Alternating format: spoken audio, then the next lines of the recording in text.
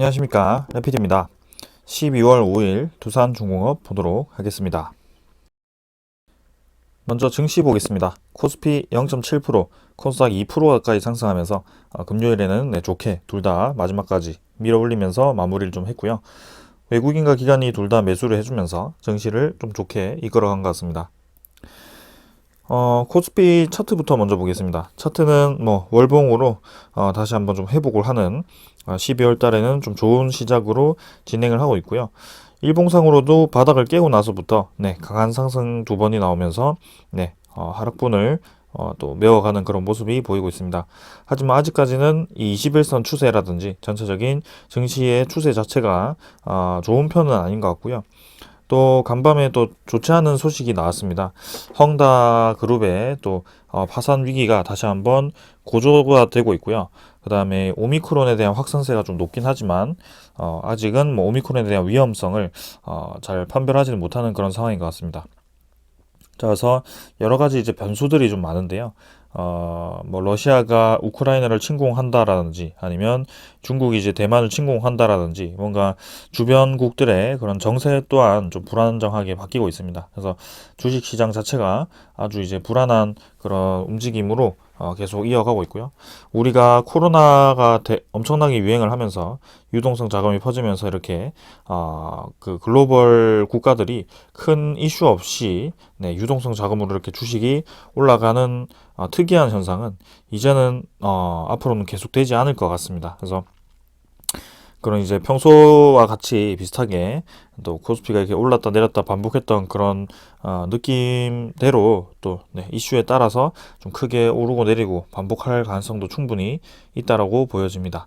자, 그래서 바이오라든지 그런 진단키트 종목들 지금 오미크론이 확산하면서 좀 다시 반등을 하긴 했습니다만 결국에는 그 코로나에 대한 위험성이 조금씩 떨어지고 있고요. 그다음에 이전에 그 상황과는 완전 다르다. 지금은 진단키트라든지 그런 바이오 종목들이 개발을 좀 많이 한 상황이기 때문에 새로운 변이가 나오더라도 이전처럼 그렇게 좀 패닉 상태로 가기는 어렵다라고 봅니다. 그래서 앞으로는 실적주 혹은 성장주 위주로 증시가 다시 한번 움직일 가능성이 크고요. 거기에 대해서 계속 제가 지속적으로 말씀을 드리고 있는 점 고려 부탁드립니다. 자, 그리고 코스닥 보겠습니다. 코스닥도 월봉 반등을 좀 해줬고요. 일봉도 마찬가지로 241선 위로 좀 자리를 잡으면서 진행을 하고 있습니다. 그래서 증시 둘 다 좀 좋은 분위기로 전환을 좀 하긴 했지만 다음 주 월요일에 또 헝다 그룹의 그 파산설 그게 또 어떤 영향을 미칠지 또 지켜보도록 하겠습니다. 투자자 같은 경우는 외국인이 또 코스닥을 계속 매수를 해주면서 좀 끌어올렸고요. 그 다음 기관 투자자 또 마찬가지로 금융투자 이외에 다른 투자자들도 좀 같이 매수를 해주면서 좋은 방향으로 간 것 같습니다. 자, 하지만 해외 증시는 별로 좋은 움직임은 아니었고요. 다음 주 월요일 한번 지켜보도록 하겠습니다. 자, 환율 같은 경우도 1183원으로 6원 정도 올라서 마무리를 좀 했네요. 그래서 계속해서 1100 후반대 그리고 1200포인트, 1200원 아래에서 이렇게 박스권을 형성해서 좀 진행을 하는 것 같고요. 21선과 61선, 5일선이 이제 서서히 수렴을 하고 있습니다. 그래서 한번 큰 상승 이후에 수렴을 했는데 여기서 계속해서 횡보를 할 것인지 아니면 2차 상승이 나올 것인지 좀 지켜보시면 좋을 것 같습니다. 저는 결국에는 환율 또한 월봉의 고점을 찍으러 한번 갈 거라고 생각을 하고요. 적어도 이제 1200원 중반대까지는 한번 가보지 않을까라는 그런 생각입니다. 자, 그래서 이 정도로 계속 하고 그 다음에 지수 선물 같은 경우는 당연히 좋지 않았습니다. 유럽, 미국 모두 좋지 않았고요. 그 다음에 암호화폐가 또 많이 내렸죠. 비트코인도 많이 하락을 했고요. 채권 수익률, 국채금리가 1.3%대로 떨어졌습니다. 그래서 우리가 우려하던 대로 계속해서 올라가지 않고 지금 아직까지도 그런 불안한 느낌대로 이렇게 채권 수익률이 떨어지게 되었고요. 이렇게 채권 수익률이 떨어진다는 것은 테이퍼링 혹은 그런 금리 인상에 대해서 그렇게 크게 압박을 받지는 않을 겁니다. 그래서 앞으로는 금리 인상도 인상이겠지만 이 글로벌 증시의 글로벌 분위기가 좀 불안정한 것에 대해서 좀 안정화가 되는 그런 시간이 필요할 것으로 보입니다. 자, 또 이렇게 쑥 들어갔던 인플레이션 얘기가 다시 한번 그런 뭐 오미크론이 안정화가 되고 그다음에 글로벌 이 정세가 또 안정화가 되었을 때 다시 한번 물가가 또 치솟는 그런 움직임이 나올 수도 있습니다. 그래서 항상 그런 것들 좀 생각하시면서 대응을 하시면 될 것 같고요. 지금은 네, 확실히 불안한 시장이다. 거기에 따라서 우리는 안정적인 그런 흐름대로 네, 안정적인 종목을 선택해서 진행을 해야 된다. 그렇게 말씀을 드리겠습니다. 자, 오늘 여기까지 하고 종목 보도록 하겠습니다. 두산중공업 보겠습니다. 300원 상승해서 2150원이고요. 1.5% 상승해서 마무리했습니다. 금요일은 뭐 크게 움직임이 없었고요. 올라가다가 내려가다가 뭐 계속해서 반복하다가 끝냈습니다. 시간의 거래도 뭐 크게 네, 거래량이 많이 죽었고 2만 50원 정도로 네, 별로 움직임 없이 마무리를 했고요. 그래서 최근 들어서는 확실히 두산중공업이 거래량이 죽은 채로 진행이 되고 있습니다. 그래서 유상증자 발표 이후에 갑자기 이제 거래량이 좀 늘었다가 또다시 줄어드는 그런 모습이 나왔고요. 이제는 네, 거래량이 실리면서 하락하는 구간은 끝났다라고 보여집니다. 그래서 거래량을 죽이면서 오히려 네, 주가가 과대 낙폭한 것에 대해서 어느 정도 반등을 했기 때문에 지금 이 정도 라인이 저는 적절한 선이다라고 생각을 하고 있고요. 241선 지켜주면서 또 반등을 해줬기 때문에 전체적인 추세 자체는 계속해서 이어지고 있다. 그렇게 보여집니다. 그래서 두산중공업이 지금 현재 주가에서 크게 더 내릴 것 같지 않고요. 계속해서 여기에 대해서는 말씀을 드리고 있지만 유상증자에 대해서 총 3단계로 주가가 움직이는 경향이 있더라. 첫 번째는 유상증자 발표 이후 악재 인식으로 떨어지는 구간, 그 다음에 두 번째는 유상증자 신주 발행가액 결정을 위해서 1차 유상증자 가격, 2차 유상증자 가격을 확정시키기 위한 어느 정도의 그 반등이 있을 거고요. 그 다음에 3차 단계는, 세 번째 단계는 유상증자 신주가 이제 상장이 되고 그 뒤로 이제 조정기가 들어가는 그런 세 번째까지 다 이제 경험을 해 보실 겁니다. 그래서 이전에도 네, 발표 이후에 떨어졌고 그 다음에 주가를 올리는 과정, 그 다음에 신주 상장 이후에 떨어지는 과정까지 모두 겪고 나서 결국에는 이 유상증자 참여 가격보다 3배까지 올라가는 그런 경험을 했습니다. 그래서 지금도 마찬가지로 3만원 대비해서 좀 주가가 많이 떨어지긴 했습니다만 결국에는 다시 올라갈 수 있는 그런 계기가 있을 거라고 생각을 하고 있고요. 적절하게 지금 네, 차트상으로는 잘 지키고 있다라고 보여집니다. 그래서 크게는 이제 박스권의 상단은 27,100원 정도라고 생각하시면 될 것 같고요. 하단은 19,400원 정도라고 생각하시면 될 것 같습니다. 원래는 이제 요 정도 라인을 좀 이제 오랫동안 횡보를 하다가 다시 한번 큰 박스권, 작은 박스권이죠. 이 위로 올라가서 추가적인 더 상승을 예상을 했었지만 지금은 이 유상증자에 대한 이슈 때문에 조금은 조정을 받고 있는 그런 기간입니다. 다음 주에도 뭐 이제 글로벌 증시가 좀 좋지 않다면 다시 한번 이 19,000원 가격을 찍으러 내려갈 수 있고요. 쌍바닥 정도를 다지면서 이 정도의 21선과 뭐 이런 갭을 좀 메우는 과정이 나올 수도 있습니다. 그래서 크게 2만 원 선, 그 다음에 19,000원 선 요 주가를 계속 이어갈 가능성도 있고요.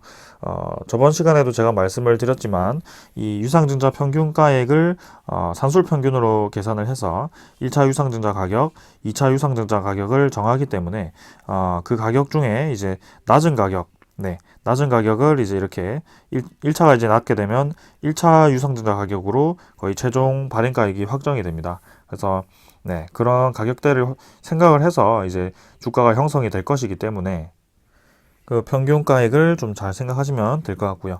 예상 유상증자 발행가액은 18,100원이었지만 18,100원이 꼭 그렇게 이루어지지 않는다는 점 참고를 해주시면 좋을 것 같습니다. 작년 유상증자 그 예상 발행가액도 11,000원 정도였지만 실제 발행가액은 10,000원 정도로 진행이 되었고요.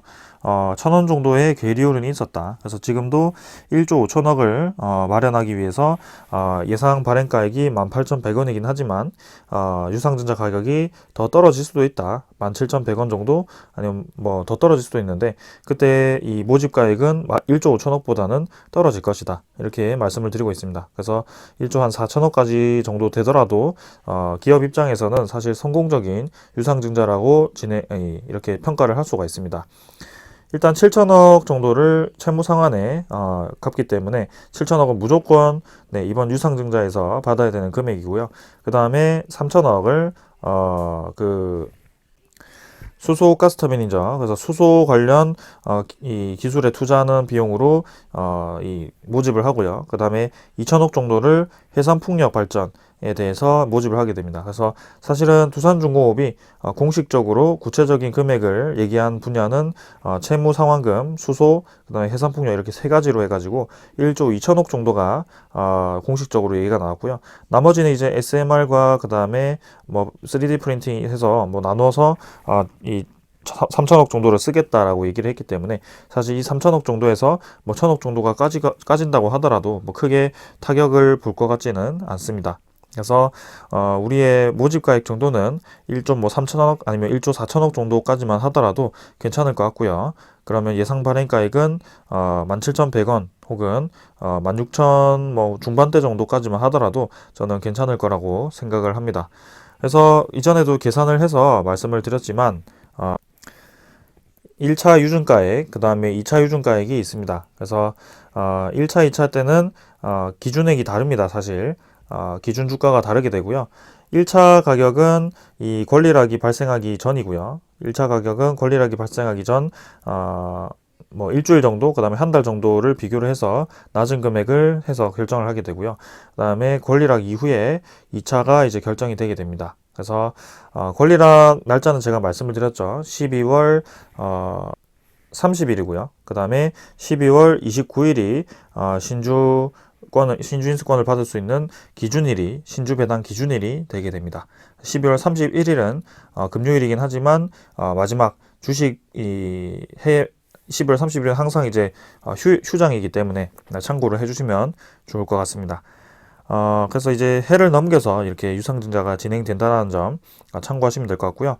웬만해서는 이제 두산중공업이 쭉쭉 계속해서 내년에도 주가가 떨어지지 않는 이상은 보통은 이제 12월 말 정도까지 해서 1차 유상증자 가격을 결정하게 되었을 때 그 1차 유상증자 가격이 대부분 유상증자 가격으로 결정이 될 확률이 높다라고 저는 생각을 합니다. 그래서 두산중공업 가격이 그때쯤이면 대충 결정이 될 것 같고요. 모집가액도 어느 정도 예상이 될 것 같습니다. 그래서 12월 달 이제 이번 달 한 3주 정도 남았는데요. 그 정도 안에 거의 모든 방향 정도가 결정이 될 것 같습니다. 자, 그래서 이 정도에서 2만 원 정도에서 혹은 2만 1,000원까지도 반등을 좀 해주면서 평균가액을 형성을 했을 때는 그렇게 주가가 형성될 것 같고요. 그래서 만약에 이 정도 주가에서 계속해서 주가가 좀 유지가 된다면 산출 평균을 했을 때 평균가액이 2만 500원 정도에서 2만 1,000원 정도까지라고 했을 때 그 정도 가격이라고 한다면 이 발행가액을 계산했을 때는 16,000 한 중반대가 정도 될 것 같습니다. 그래서 여기서 신주 발행 주식수를 곱했을 때는 1조 3천억 정도가 될 것 같고요. 그렇게 되면 두산중공업의 유상증자 모집 금액이 뭐 크게 나쁘지 않다라고 판단을 할 수 있을 것 같습니다. 그래서 오늘 유상증자 가격 얘기도 이 정도로 마치고요. 주봉 같은 경우도 이 정도로 버티고 있기 때문에 뭐 크게 볼 거 없이 넘어가겠습니다. 자, 월봉도 양봉으로 전환을 좀 했는데요. 다음 주 헝다그룹에 대한 그런 안 좋은 소식이 좀 있긴 하지만 그런 것들도 사실 뭐 일시적일 거라고 생각을 합니다. 그래서 두산중공업 같은 경우는 우리가 하루 이틀 할 종목이 아니기 때문에 천천히 계속해서 지켜보면서 이끌어가면 될 것 같습니다. 자, 투자자를 보았을 때는 기간 37,000주, 외국인이 15만 주 정도 매도를 했고요. 금융투자, 투신, 뭐 연기금 이렇게 좀 팔았습니다. 뭐 크게 사실 움직임이 없었다라고 보시면 될 것 같고요. 외국인 투자자의 매도세도 사실 뭐 유상증자 이후에 크게 많이 나오지 않고 있습니다. 그리고 기관 투자자, 특히 연기금 투자자는 꾸준히 이제 매도를 하고 있는 상황이고요. 이 매도가 이제 계속 말씀드렸지만 연기금 투자자도 결국에는 종목마다의 그런 예상 보유액이 있죠, 그죠? 그런 것들을 이제 계산을 해서 하기 때문에 유상증자 신주까지 고려를 해서 이 비중을 좀 조절하고 있을 겁니다. 그래서 언젠가는 다시 이 매도세가 멈추고 다시 매수로 전환을 하는 그런 계기가 될 거라고 저는 생각을 하고요. 분명히 다음 이제 내년 초부터 해가지고 본격적으로 원전 소식이 나오면서 두산중공업의 주가가 좀 크게 움직이지 않을까라는 그런 생각을 해봅니다. 자, 그래서 일단 신주 상장 전까지는 어느 정도 주가가 하락을 멈추고 좀 반등하는 그런 시간이 찾아올 거라고 생각을 하고요. 특히 이제 12월 30일 권리락 이후에 네, 새해 이제 새 장이 상장되었을 때 또 주가가 본격적으로 반등할 가능성도 있습니다. 자, 그래서 이 정도로 차트 한번 보고 다음 주 한번 보도록 하고 두산중공업의 공매도 잔고 한번 확인해 보겠습니다. 공매도 잔고는 사실 뭐 좀 많이 늘어나 있는 상태이긴 합니다. 그래서 1540만 주, 1545만 주까지 지금 늘어나 있는 상태이긴 하고요. 1400만 주 유지를 하고 뭐 1500만 주 갔다가 또 떨어지긴 했습니다만 또 11월 30일 때 공매도 거래가 많았기 때문에 이렇게 늘어나긴 했습니다. 하지만 그 이후로 해서 일 거래량이 좀 많이 죽기도 했고요. 공매도의 일 거래량도 같이 죽으면서 네, 조금씩 이제 상환이 되지 않을까라는 생각입니다. 그래서 두산중공업에 대한 이 주가 하락은 유상증자에 대한 주가 하락은 그러니까 1차적인 하락은 이제 요 정도에서 마무리를 하지 않을까라는 생각이고요. 2만 원대 위로 좀 계속 유지를 해주면서 평균가액을 높이는 과정이 나오지 않을까. 단 이제 뭐 헝다 파산설과 관해서 이제 글로벌 증시가 좀 많이 하락을 하게 되었을 때는 좀 다 같이 하락을 할 수도 있기 때문에 아까 그 쌍바닥 자리 그 정도 자리까지는 또 하락을 할 수도 있다. 그래서 뭐 하루하루 그냥 주가에 연연할 필요가 없고요. 지금 우리는 전체적인 그림을 그리고 있는 상황이기 때문에 그 그림만 잘 보고 대응을 하시면 될 것 같습니다. 자, 그 다음에는 대차장고 한번 같이 보겠습니다. 두산중공업의 대차장고고요.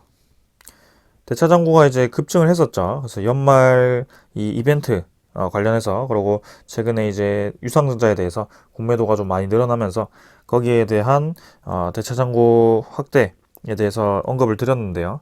지금 보시면은 12월 2일 기준으로는 좀 많이 상한을 좀 했습니다. 그리고 추가로 이제 대차장고가 막 급증을 하는 그런 움직임은 이제 나오지 않고 있고요.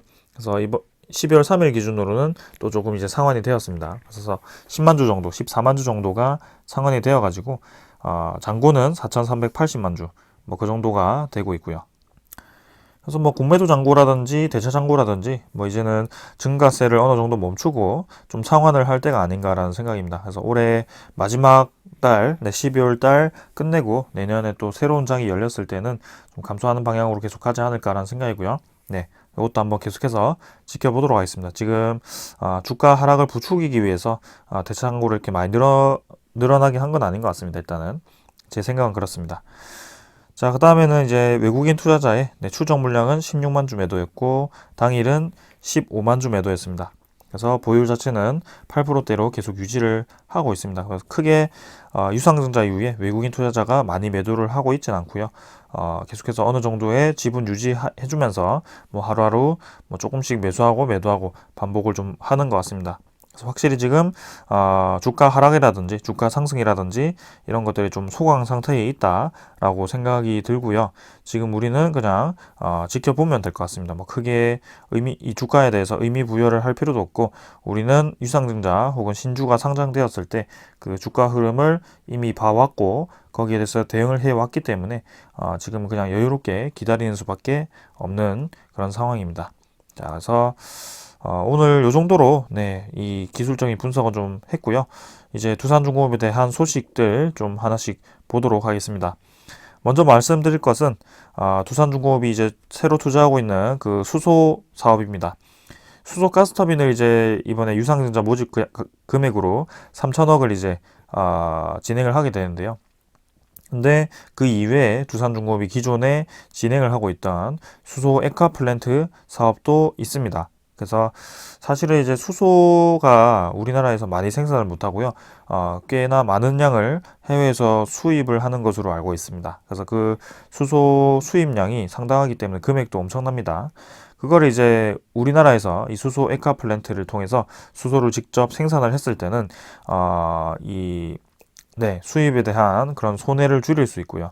우리나라 내수 시장을 키워서 수소 산업을 활성화할 수 있는 좋은 기회가 될 수 있을 것 같습니다. 그래서 두산중공업이 창원시와 블루 수소 생산에 이제 나선다라고 얘기를 하고 있고요.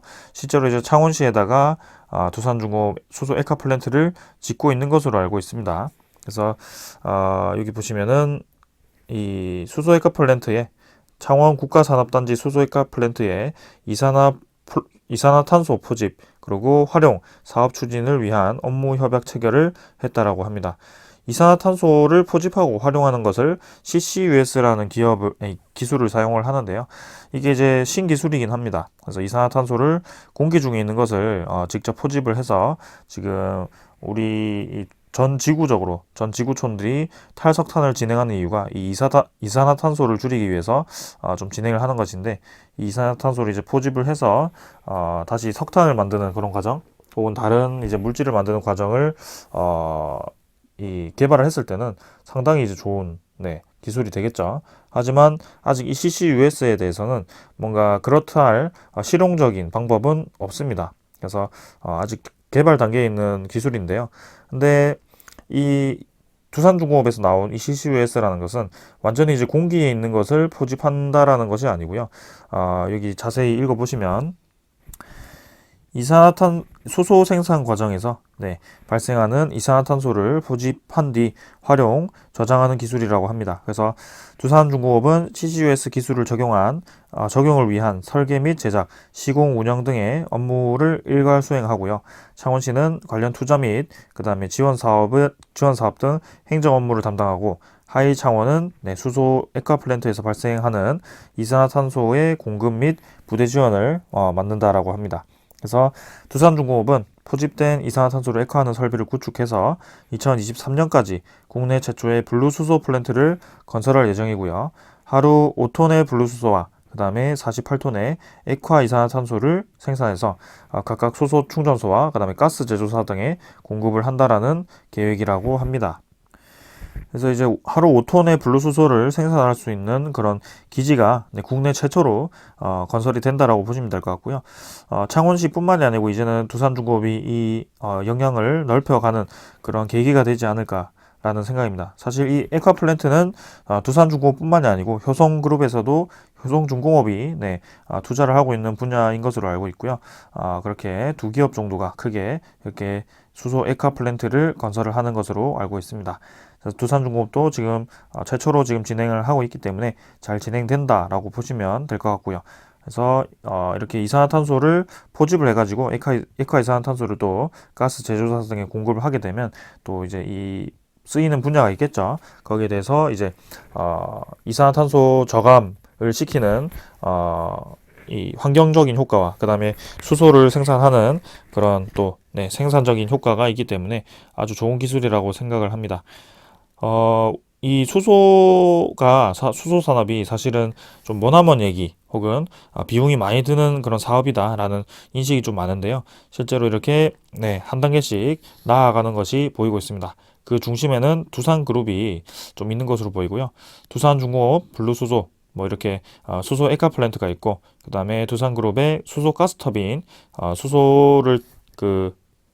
수소와 그다음에 다른 가스의 혼합 연소를 통해서 나오는 그 증기를 통해서 이 발전을 시키는 수소 가스터빈. 그 다음에는 두산 쪽에 수소 드론이라든지 아니면 수소를 사용한 로봇이라든지 여러 가지 등이 있습니다. 그리고 두산 퓨얼셀의 수소 연료 전지, 이렇게 해서 우리나라의 그 수소를 앞장세울 수 있는 그 정도의 규모라고 생각을 합니다. 그리고 수소 자동차에 들어가는 그냥 여러 분야의 소재 기업들도 있고 하지만 이렇게 큰 틀을 잡고 있는 것은 두산중공업, 두산그룹이다 라고 보시면 될 것 같습니다. 그래서 좋은 움직임으로 진행되고 있고요. 2023년까지 완공을 한다라고 하니까 지금 이제 열심히 짓고 있을 거라고 보입니다.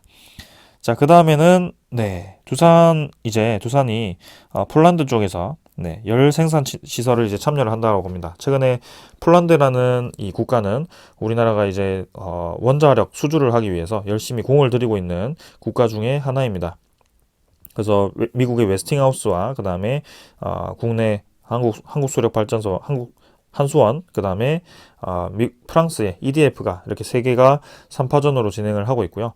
폴란드도 이제 사실은 체코 원전보다 오히려 더 빨리 착공을 할 거기 때문에 좀 더 빠르게 그 진행이 될 수 있습니다. 사업이. 그래서 본격적으로 내년부터 검토가 시작될 것 같고요. 입찰자 선정 후에 바로 이제 공사 시공을 들어가는 그런 결정을 할 것 같습니다. 자, 그 이후에 지금 두산이 또 이제 폴란드 쪽에 이렇게 플랜트를 수주를 좀 한 것 같고요. 원래는 이전에 에너지화, 패전 에너지화 플랜트를 두산중공업이 또 폴란드 쪽에서 수주를 했습니다. 그래서 아마 공사를 진행을 하고 있을 거고요. 이번에 이 보이는 것은 리브니크 지역의 이제 4개 열 생산 시설 구축을 위해서 이렇게 어, 수주를 한 것 같고요. 2023년에 가동 개시를 하고 지역 주민의 난방 제공을 한다라고 합니다. 그래서 두산중공업의 영국 자회사죠. 두산 밥코기 폴란드 열 생산 시설을 건설을 하고요. 지역 난방 공급 및 그다음에 이 열 생산 시설을 구축해서 사업 영역을 넓힌다라고 합니다. 그래서 두산중공업이 이렇게 해외에 또 두산 밥콕 혹은 또 이제 체코 쪽에는 두산 스코다 이런 것들이 있죠. 그런 이제 여러 가지 자회사들을 사실 이미 인수를 해가지고 다 이제 지역에 맞는 그런 부품들을 공급을 하고 있습니다. 그래서 상당히 이제 좋은 사업 영역을 넓혀놓고 그다음에 내 고객 네트워크를 형성해 놓은 거죠. 그래서 여기 보시면은 두산 바콕 에너지 폴리스카는 폴란드 리브니크 기업 간 거래 서비스를 담당을 합니다. 그래서 두산 바콕 서비스 센터로 2015년에 개소를 했고 폴란드 지역 전력 생산을 비롯한 에너지 분야 협력을 이렇게 이어가고 있다라고 하죠. 그래서 에너지 분야에서 이미 두산 바콕은 이렇게 협력을 진행을 하고 있었고요. 그다음에 그 이외에도 폴란드 이외에도 영국 저탄소 프로젝트에 대거 참여 중이다. 그래서 저탄소 대용량 블루수소 생산, 그다음에 공급 시스템 개발을 위한 하이퍼 프로젝트에 참여를 하고 스코틀랜드 정부가 추진하는 커크월 공항의 탈탄소화 프로젝트도 함께 한다라고 합니다. 거기에 이제 폴란드 열 생산 구축, 열 생산 시설 구축 사업에도 진출하면서 사업 영역을 넓히고 있다라고 하죠. 그러니까 사업 영역이 굉장히 넓다. 딱 보더라도 두산 그룹 자체가 지금 특히 이제 두산중공업 중심으로 해가지고 지구 온난화 특히 탈탄소를 진행하기 위한 그런 플랜트들을 많이 프로젝트를 참여를 하고 기술 개발을 하고 여러 국가들과 협력을 진행을 하고 있다라는 것이 보이고 있습니다. 그래서 크게는 이제 수소 그 다음에 뭐 이런 열 생산 플랜트 혹은 원자력 발전, SMR 뭐 이런 식으로 진행이 되고 있고요. 그 다음에 해상 풍력까지도 지금 진행을 하고 있습니다. 그래서 저번 시간에는 두산 홈페이지를 가서 제가 직접 원전에 대한 부품 이런 것들을 좀 설명을 드렸는데요.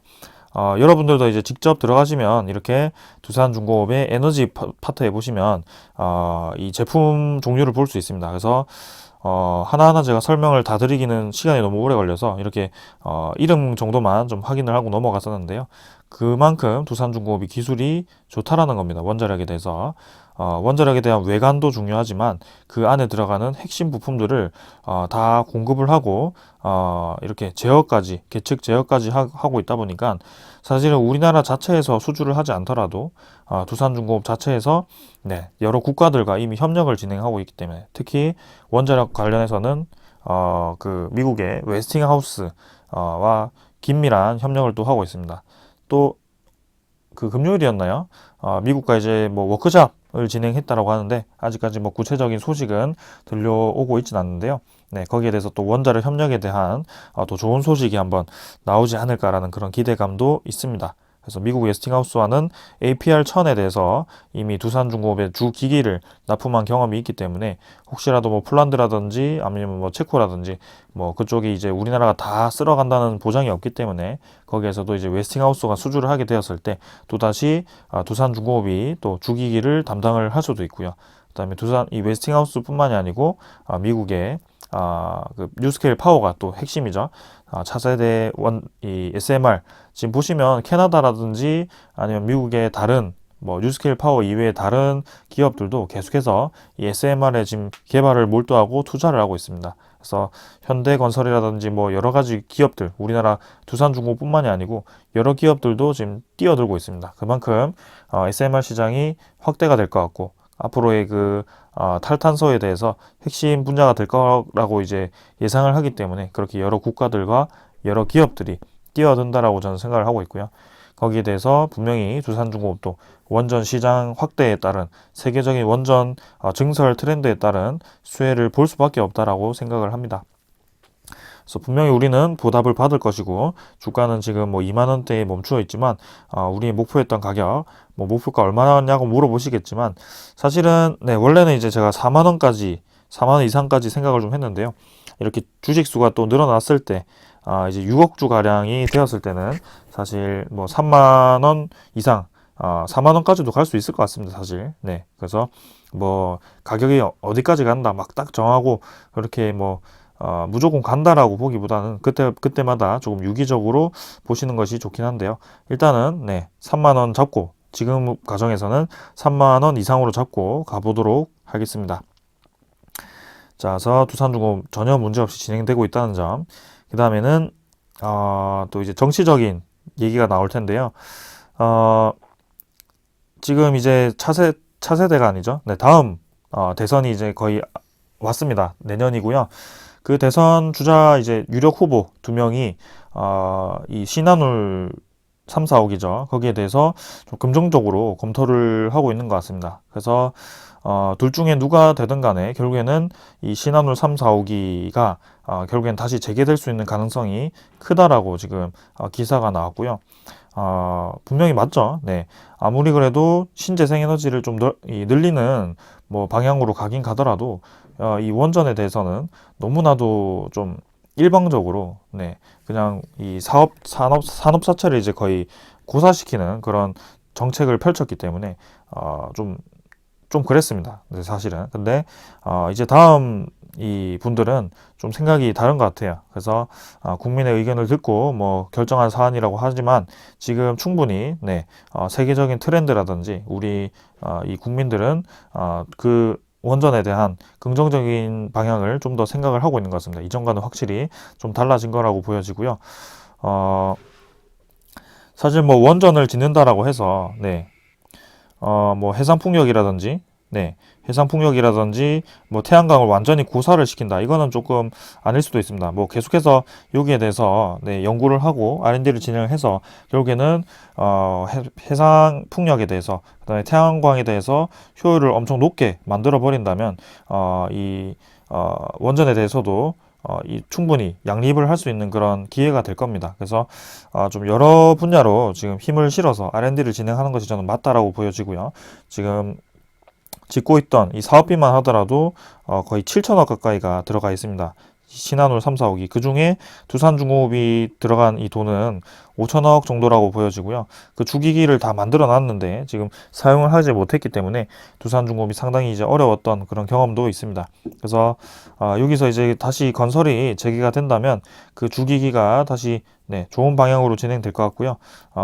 이 유지 보수라든지 그다음에 뭐 그런 공사를 또 따냈을 때 두산중공업에 좋은 기회가 될 것 같습니다. 그래서 내수 시장, 해외 시장 모두 네, 좀 이제 다시 재개가 된다면 이 원자력 기업들에 대해서 아주 좋은 기회가 되지 않을까라는 그런 생각을 해보네요.